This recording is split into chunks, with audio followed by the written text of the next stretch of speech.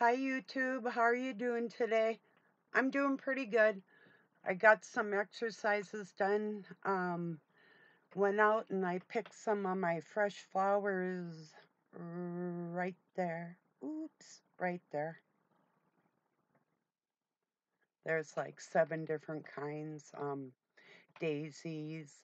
Of course, you probably know, and the yellow ones are snapdragons. There's Indian paintbrush, um, mint, which are purple flowers. There's red clover in there, which is a purple flower. I have some of my red fern in there. There's yarrow and one other kind. I don't know. Um, yeah, I think that's probably about it. My roses aren't in bloom yet, and my irises should be coming into bloom. Then I have bluebells. Earlier, I had violets and lily of the valleys and a few other really springtime. I'll have black-eyed Susans coming up here. Um, my white lilac tree will be in bloom. Um, so anyway, I have and all kinds of wildflowers. Oh, and my irises, which really smell good too. Purple irises, Japanese ones. They're beautiful. They'll be coming into bloom, and then I have oh, let me see. Oh, it's all lupine and all kinds. I've got so many wildflowers out there that I planted that they just come up at various times in the yard, but pretty much all through the summer, I can go out and pick a fresh bouquet of flowers and brighten up my life or your life. Uh, Hope you enjoy it. Yeah, the like the fields and alongside the roadways and stuff. Um and I know like parts of Texas are like that. Oh, and I have bluebells. Um native ones and Texas ones that my sister sent me seeds and they have a different Indian paintbrush, which is the orange ones. Theirs are a little bit different than ours. Um, but anyway, but you'll see fields of these. Oh, and I have wild snapdragon. Did I say that? The yellow ones are snapdragons. Um, so I mean, there's just hundreds of different wildflowers in my state. There's trillium, which is a wild lily. They're white. They turn purple with age. Um, there's the lady slipper, which is our state flower, and it's actually considered a orchid, which is yellow, or I mean white, the and purple, and the stay in the middle. What is the pollinator is yellow, and it kind of comes out, and so yeah. So I had a pretty good time picking some flowers for you to see. Yeah, if you can see them, I think. Pretty good anyway. It seems like a little foggy, but anyway, you get the idea. So if I turn the light off, then you can't really see me. So it was like, eh, either them or me. I think you'd rather probably see me when, or if you're listening to me, it probably doesn't matter what I do if I like pick my nose and you don't care. No. Anyway, yeah, I'm goofy. At least I'm not evil, but just a little goofy. That's okay. Evil, go away. You know, if you have bad intent for anybody, I don't want nothing to do with you. Even if you're mad at somebody and think you're going to seek some sort of revenge. I've thought about it, but my heart just won't let me do it. I mean, I'll do silly little prank type things back at somebody that's actually ferocious and obnoxious, you know, if I get to that point. But even that's really hard for me to do. So I boiled some eggs. I'm making a potato salad, so the potatoes are done. The eggs are getting cold, and um, I broiled a bunch of hamburgers last night. So and Doug brought home tomatoes from the Amish and strawberries. So I had a little tomato I put on my hamburgers. I had two little hamburgers and little tomatoes and pickles. And then I had strawberries with just a hint of cream on them. No sugar or nothing, just sliced them up. And oh man, it tasted like a tomato and it tasted like a strawberry, something that's really rare. It's like I'm elated. Yesterday, I had put baby red new potatoes in straw, and I've got so far like 6 or 8 potato plants coming up. So there'll be more. I bet I don't know if I'll get 100 pounds of potatoes, but we'll probably have quite a few. And we can put them in the compressor room. It's always cold in there. We heat the shop, but it's always cooler in the compressor room. The floor is concrete, and it's like about, actually, really probably about 18 inches deep.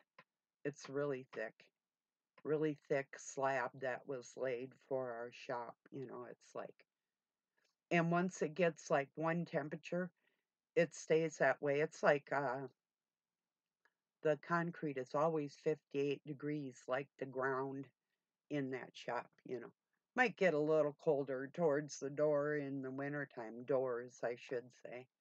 But yeah, so I'm thrilled to death. I love red potatoes. I'm allergic to them, but Um, I eat them. I gotta be careful. It's like, okay, I'm allergic to chocolate and potatoes. Here's my, for instance.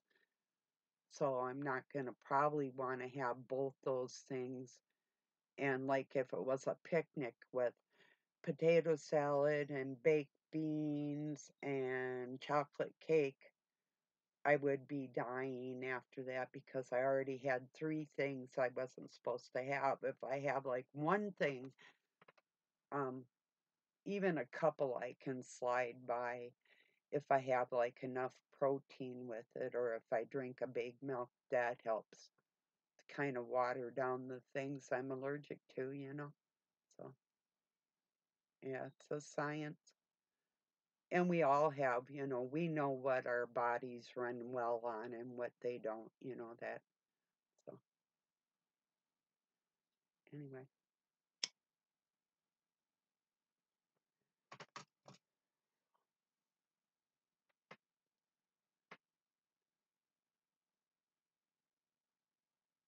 I just thinking about my bouquets when I got married.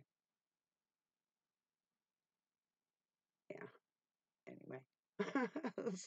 Yellow snapdragons were part of it, but Doug and I had a little bit of snapdragon and white orchids for bouquets for my birth mother and my maid of honor and my um, flower child. My maid of honor's daughter. Clown. I was throwing my bouquet at the mother, and this little clown runs up there and snags it. And I said, I think you should give that to your mother and stay home on the weekends so you'll be safe because twins were really prevalent in their family. And my friend, who was not feeling well at the time, um, a junior high school friend actually, had moved up right by me, which was ironic. Well, anyway, so I said, yeah, your mother cannot handle baby twins in the house at this time.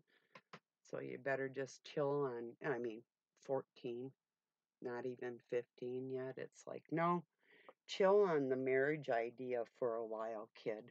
Give the bouquet to your mother, 'cause her and my other friend, our other friend, um, I don't know if they got married. They moved away and we lost touch. They lost their house. Things were really a mess for a long time. And she was sick, so I don't know. I don't know if she's okay. I tried to contact her brother and he doesn't care about her, so I don't know. I think either the daughter or her will pop in one of these days. I have a feeling because they have relatives up around this area, but they had to move to Nebraska and got one letter, and I think they moved again. So I don't know. I don't know what's up with her. She has took one daughter with her, and the other daughter still lives in this state too. So I don't know. Or maybe the guy that they lived with might pop in again someday. He was best man at the wedding. So so yeah, snapdragons. I love them things. Um, one thing I had growing, I had some things that I have to be really careful where I put like flowers because Doug has this thing where he'll annihilate them. It's a psychological thing because, in a lot of ways, his mom and his dad, I mean, they got in like Senior Gardener magazine for their flower beds and everything. They were phenomenal. I mean, she had dahlias this big around that she propagated from bulbs that she had gotten from her mother, and oh, it was just incredible. But I had like little yellow climbing tea roses. Zoom got cut over. I had sweet peas that climb like a vine. Those got annihilated. I mean, I could go on and on about the total ignorance and destruction. Um, I can't say any more about that. I know in a weird way it was intentional, even though he swears it wasn't. But I mean, I would show him and I'd have a stake by it, like my blueberry plants. I had two different kinds, and I had stakes by them in the garden, and he fucking mowed over them. It's like $20, you know, just that quick. And I have a list like that, but I plant some things and now it's like if you don't realize it's there, I am going to choke you. I really am.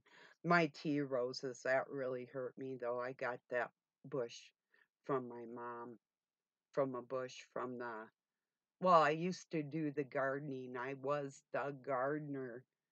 And so when I got plants from what I helped take care of, they're important to me.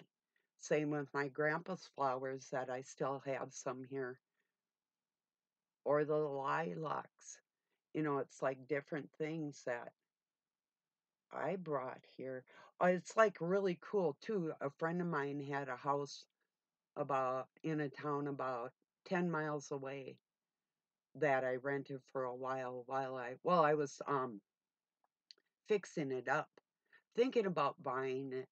It was a Victorian stone house. It was beautiful in its own ways, like great big French doors going into the dining room, and the woodwork and the staircases and landings. And I mean, the whole thing, it was an incredible house. It's just, I did not like the town. I didn't like where it was located. I didn't want to be in the city anyway. So I didn't really want to invest in it, but I did plant irises and couple other flowers that would come back every year in that yard, and it's really cool. Like every once in a while, we'll just swing through there, and I can see what I did to the place.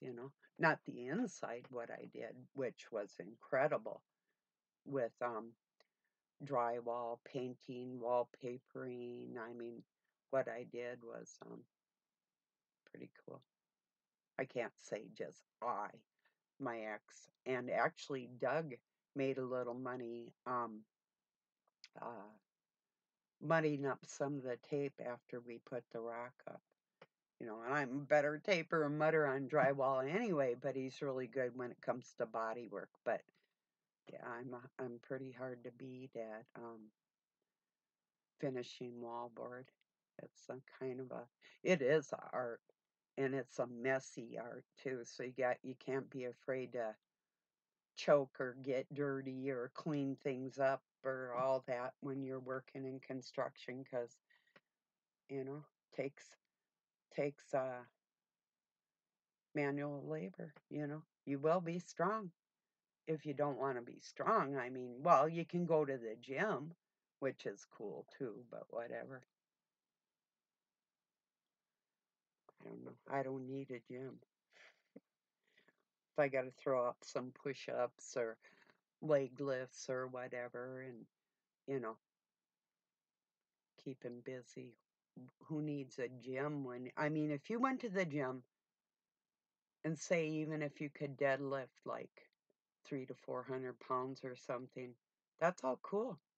What if you go to the gym and you live out in the country, and then you come home and you have to move something that's 300 or 400 pounds? Are you going to be able to do it? Or are you going to be too tired from your fake exercise that you had to go pay for? That's what I'm saying. We get our exercise around here, you know. Like, have you ever hung a door on a car? Like, not necessarily using a jack, but actually picking it up and placing it and putting the pins in and that type of thing. When you're trying to hold like 100 pounds, or even if it's like 60, and you got it in this weird position, and you got to finagle it and stick it in there, and then you got to get the pins in there. And I mean, all the weird stuff that you can keep so healthy and strong just by being active in a normal life, typically. It's like a mom. Um, I mean, I do know some moms that all they do is sit and watch soap operas, actually. But there's other mothers that do things with their children, take care of their home, and work outside of the home. And if they're doing stuff like that, there's not there's not a hint of fat on their body, you know, because you're running after kids all the time. if you Unless you only have one, that's enough.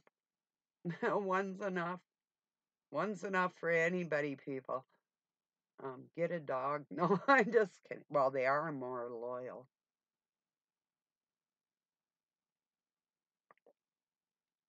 I think that's why narcissists, especially in particular, love cats, because cats are obstinate like them, and they have a furry type animalistic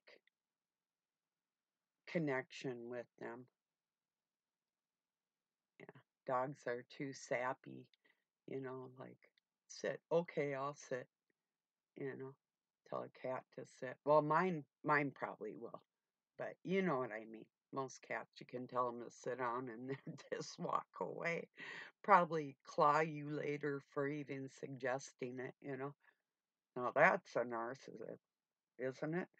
Cats are psychotic. Cats are murderers. They're psychopaths, you know. But they have an excuse.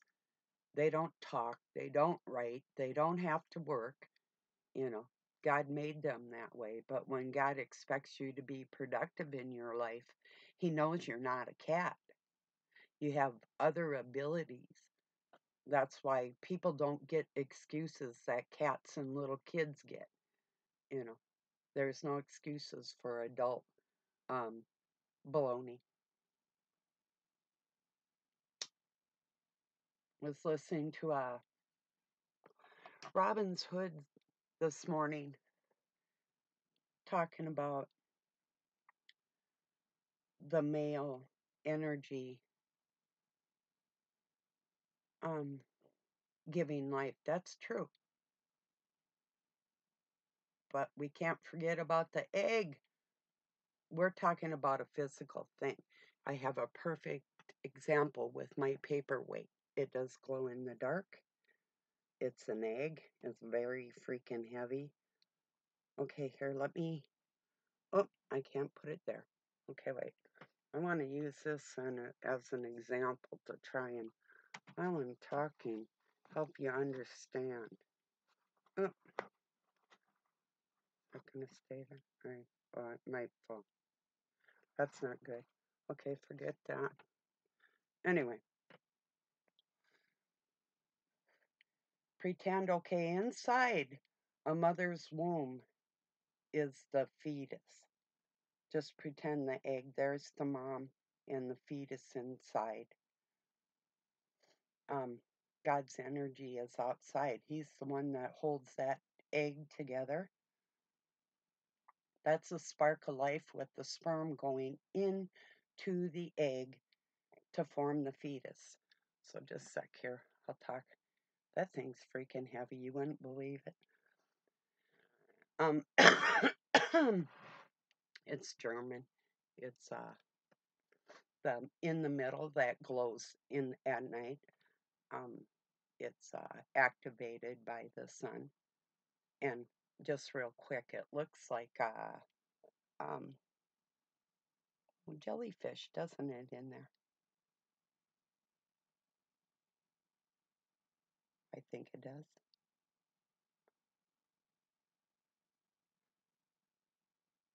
Or a flower. But yeah, and I've showed you my egg before, but the point is, being that God's that outside energy, and it's not that man and woman are one like that. That's what happens when our spirits are on this planet with him holding us together like that. And we work as one to create people when they come out of the womb. There always has to be an egg in the woman, which is the vessel. So there's an egg in a woman that the man brings the spark of life in from the outside into there from God. It's all God's energy. Man and woman are not one thing. We all have mothers. We're all born like that. And it does take two, one of each, to make the individual thing. In order for that woman to be pregnant, the man has to enter and fertilize that egg, and the baby will grow in there. So, if God formed that womb first to form mankind, this is all God's energy forming that womb. And just pretend that's Christ in there, not to give him the finger. Peace, Christ, inside that womb. That's God's energy in there, still God's energy inside that female, inside that egg that gets fertilized from another part of God's energy with the combination that makes the flesh. I think I might even. Oh, and another thing about the egg, and Robin was saying how a chicken will either use the protein for a food source or to grow and produce the egg. What it is you got the egg yolk in the middle of the egg, and you got an outer layer of the of outside the embryo where the chick is the yellow. It's the egg that's growing. The white around it is the protein that the chick will eat before it breaks through the egg. By the time the chicken is done growing in there, all the white is ate, and all that protein from the white has gone into chickie before it's born, and it uses the white of the egg to produce its own self. But it still didn't make itself. The mommy made the egg with the chick in it, you know. And the spark of life comes from a rooster that will fertilize that egg while it's still soft before the shell is complete. And then it grows together in there, those two ingredients, and the chicken lays her egg, gives birth to that child after it's fertilized. It has to be fertilized by a rooster before it becomes a chick. Otherwise, it's just an egg. And it didn't eat the white. The white's still there when you buy the egg in the store. And that's how that works. Just not to be a jerk to anybody, not trying to be, but it takes two to create that life with God's energy. It's not a single handed thing in this world at all.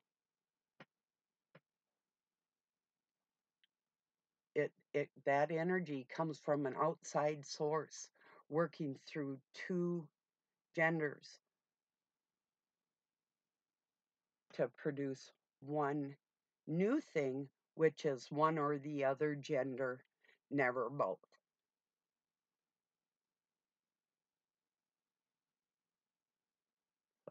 And that's very true. So, what came first, the chicken or the egg? Neither. God came first and he made the chicken, who made the egg, but he had to make two chickens. Actually, one was a rooster and the other was a hen, so they could produce that egg that produces that offspring, and it all comes from an outside energy. There's nothing that we do as people to create life. There's nothing on this plane of existence that creates its own life without God's force to begin with. Nothing. Absolutely nothing. Isn't it incredible to think that anything glass is still moving? It's always moving. You can see like old window panes of glass, how they'll look like melty. If you see like 100 or 200 year old pane of glass will have like waves in it. It like moves and syncs with, and a lot of it was made with like silica or lead within that. And you can see the movement of the glass through the ages. So, yeah. But I was going to show you, I am going to show you, as a matter of fact, something I think is rather incredible. Since I'm about ready to hang it up for today, I want to show you something before I go here. Doug's grandfather was a jeweler, and I have these rings that are, let me see, I gotta find it, about 250 years old. Oh, okay, wait.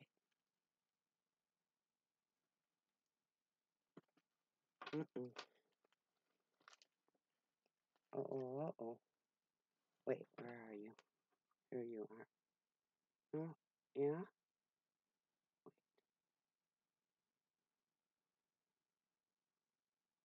Oh, I was looking for my other ring, and it's inside another one that I have. They got jumbled together. Whoa. Okay.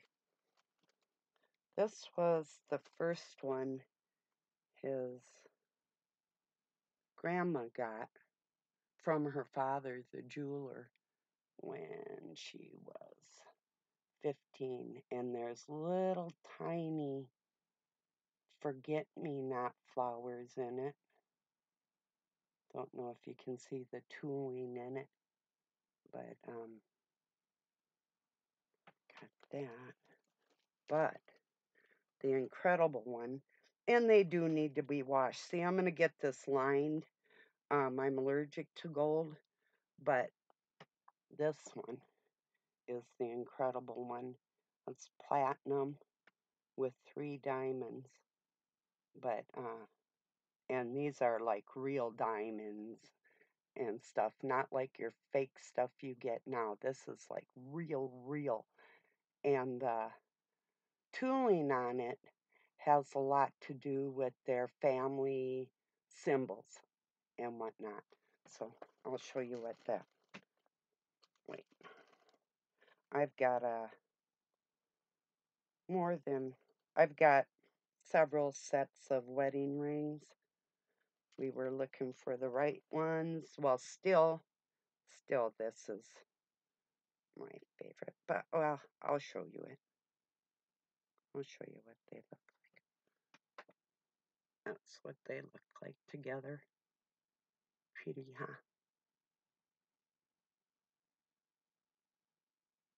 The band and the engagement ring. Can you imagine like 250 years old with that? It's amazing.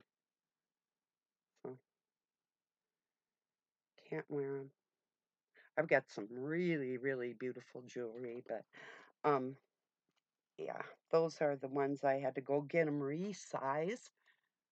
I wear a size 8, but Doug's grandma, who was like 5 feet tall, um, full-blooded German, uh, had size 11 fingers. That's my thumb's like about like that. Or yeah, really, that's just freaking crazy. When I got them, I was wearing them on my thumb, till I got when then I got these little ring sizer things, and then finally took them into a jeweler and got them resized and fitted for me. But yeah, so they're just ancient. But anyway, I think they're pretty neat. The tiny little flowers on that, the forget me nots, and part of the dark cabal family bloodline. Forget me nots are blue. They're almost like a purplish blue. They are a deadly flower that can be used in poisons and abortions, and they're a symbol of um, death. And yeah, so that's what all that means. So for real, isn't that crazy? Mm, my finger is itching from putting them on. Yeah, it didn't bother me for a while, and then I don't know. It's like all of a sudden in my life.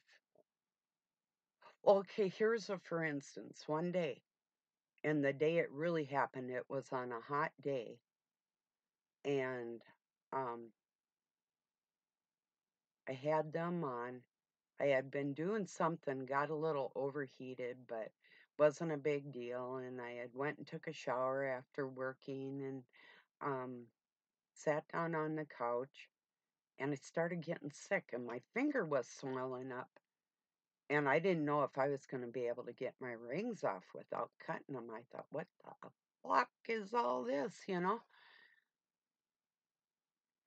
Still, I didn't know for probably about 10 years after that, or maybe not, maybe, well, anyway, quite a while after that, I didn't know what was going on with me, um, with all my allergies, you know, but just like all of a sudden, I don't know, maybe not all of a sudden because I got gassed from pipes. I had a deviated septum operation, another operation that they had botched. I don't know, all kinds of weird things that they have had done to me.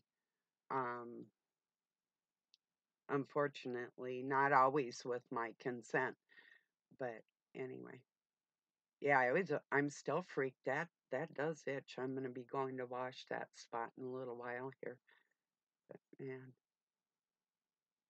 But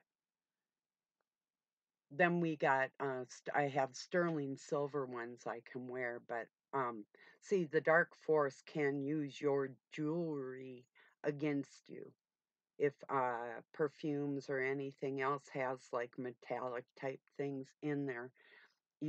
And I had shared a video with Stephen or Israeli News Live with Mind to Skull technology that I've talked about before. That is what the compass. It's a protractor. That's what the compass and the level mean. Is why they measure your head when you're born, and the growth of the skull can be estimated for their witchcraft. I can't say it any clearer. It's an ancient art. It really is true. Um, it's very true. And if you have somebody that's controlling in your life, if you have metal on you or in you, it can be used against you. Even nylon and rayon and different blended materials. If you're not aware of the conductiveness of the electricity within things and on you, perfumes, food. I shared a nanoparticle Pepsi and Coke. A woman had put it on a slide and showed people how it actually started forming lines. Nanotechnology. It's in everything, pretty much everything, you know. Well, everybody, and technically it doesn't really matter when it comes to man or woman what came first, the chicken or the egg. It doesn't really matter, but people come out of a womb from the egg that was fertilized with all God's energy, making that a real thing in our physical situation. Still all God's energy, and neither of us on this planet, either gender, could do that by themselves. Still all God's energy to make one people, one person. So, all right, I'm going to get this uploaded. I appreciate you joining me. Have a really good night or day wherever you're at. Peace and love from Pine City, Minnesota, USA.